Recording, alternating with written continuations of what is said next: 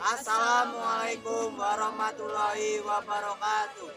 Kami dari kelompok 8 akan memaparkan materi tentang daftar pustaka untuk memenuhi mata kuliah Bahasa Indonesia.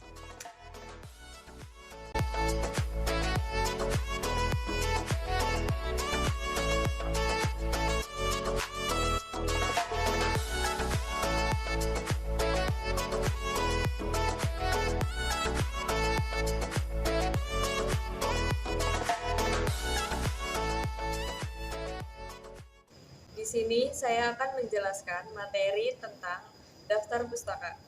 Ketika membuat karya ilmiah, kita pasti memerlukan informasi dari berbagai sumber. Informasi tersebut bisa kita peroleh dari buku, e-book, jurnal, dan sebagainya. Sumber yang kita gunakan tadi harus dicantumkan di bab atau bagian akhir karya ilmiah. Bagian akhir ini yang dikenal sebagai daftar pustaka. Apa sih pengertian daftar pustaka itu? Menurut Kamus Besar Bahasa Indonesia atau KBBI, daftar pustaka adalah daftar yang mencantumkan judul buku, nama pengarang, penerbit, dan lain sebagainya, yang ditempatkan pada bagian akhir suatu karangan atau buku dan disusun menurut abjad. Tujuan penulisan daftar pustaka tak lain untuk memberikan apresiasi atau penghargaan kepada penulis. Daftar pustaka memiliki 4 fungsi. Yang pertama, menjaga kredibilitas penelitian. Yang kedua, mencegah terjadinya plagiarisme. Yang ketiga, supaya pembaca bisa menelusuri sumber informasi. Dan yang terakhir, menunjukkan bahwa di dalam tulisan tersebut ada hasil pemikiran dari penulis lainnya. Tujuan penulisan daftar pustaka. Penulisan daftar pustaka merupakan salah satu bagian yang wajib dicantumkan di dalam karya ilmiah. Pasalnya, daftar pustaka ini memiliki beberapa tujuan. Di antaranya adalah 1. Menghindari plagiarisme.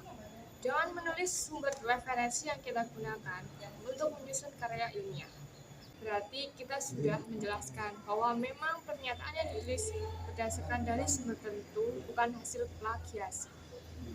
2. Memperkuat tulisan. Dengan adanya daftar pustaka yang jelas, karya ilmiah yang telah tersusun juga akan semakin kuat. Sebab penulis argumen bukan hanya berasal dari diri penulis sendiri, tetapi juga dikuatkan dengan pernyataan yang sebelumnya juga sudah disampaikan oleh para ahli. Membantu pembaca. Daftar pustaka juga akan membantu pembaca untuk mengetahui dari mana asal suatu pernyataan dibuat, sehingga apabila pembaca ingin membaca juga mengenai topik yang sama seperti sumber, dapat membaca sumber yang sama. Unsur dasar di dalam daftar pustaka. Penulisan daftar pustaka yang benar adalah dengan memenuhi beberapa unsur yang harus dicantumkan di dalam daftar pustaka. Unsur-unsur tersebut bisa dibilang merupakan dasar cara membuat daftar pustaka. Berikut penjelasannya. Penulisan judul buku. Ketentuan penulisan judul buku hanya perlu digaris miring saja dengan diakhiri tanda titik. Contoh sebagai berikut. Tempat terbit. Setelah judul buku ditulis, unsur selanjutnya adalah penulis tempat penerbitan buku. Umumnya buku juga akan dicantumkan di mana lokasi diterbitkannya. Penulisan tempat terbit hanya dengan menambahkan titik 2 setelah nama kota penerbitan. Contoh sebagai berikut. Nama penerbit.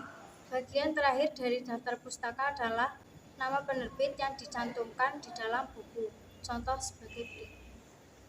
Selanjutnya ada kasus-kasus umum yang terjadi pada penulisan daftar pustaka. Yang pertama, tidak ada nama penulis atau pengarang. Terkadang suatu sumber yang diambil tidak diketahui nama siapa pengarangnya. Ketika ada kasus demikian, maka cara menulis daftar pustaka tanpa penulis langsung dimulai dari judul buku dan disusul tahun terbitnya. Misalnya sebagai berikut. Yang kedua, nama penulis mengandung angka. Ada penulis terutama dari luar negeri yang memiliki nama yang mengandung unsur angka di dalamnya. Jika demikian, maka cara penulisannya adalah yang ketiga, ada pengarang bukan orang. Terkadang ada pula buku yang ditulis bukan oleh seseorang, melainkan oleh suatu lembaga, organisasi, atau institut tertentu. Cara penulisannya adalah nama lembaga di depan tanpa dibalik dan dilanjutkan dengan format yang seperti biasa. Seperti contohnya, Buku edisi. Terkadang ada beberapa buku yang sudah diterbitkan ulang di tahun yang berbeda, tetapi isinya tetap sama. Ketika ada kasus seperti itu, maka penulisannya seperti biasa, tetapi di belakang judul buku dicantumkan keterangan edisi ke berapa-berapa dengan tambahan tanda kurung dan tahun sesuai penerbitan. Contoh sebagai berikut. Disunting oleh editor. Ada pula kasus di mana buku yang didapat telah disunting oleh editor. Ketika hal tersebut ditemui, format penulisannya adalah dengan mencantumkan nama editor dengan format kebalikan dengan tambahan keterangan EDS di dalam tanda kurung.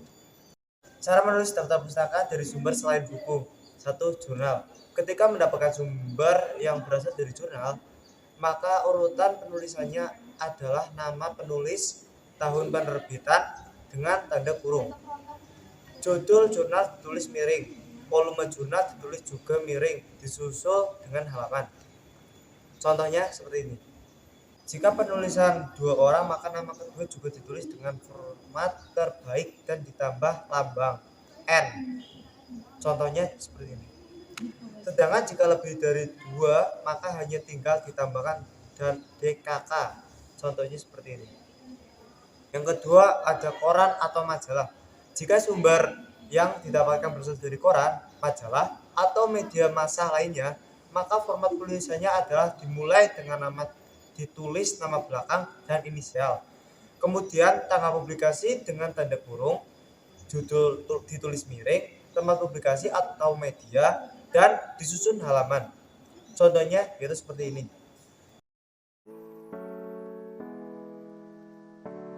Sekian pemaparan dari kelompok kami. Bila ada salah-salah kata, mohon dimaafkan. Cinta itu datangnya dari kolbu. Wassalamualaikum warahmatullahi wabarakatuh. Marilah bergabung bersama kami di STY Taman Siswa Banjarnegara. STY Taman Siswa Banjarnegara. Unggul, mandiri, humanis.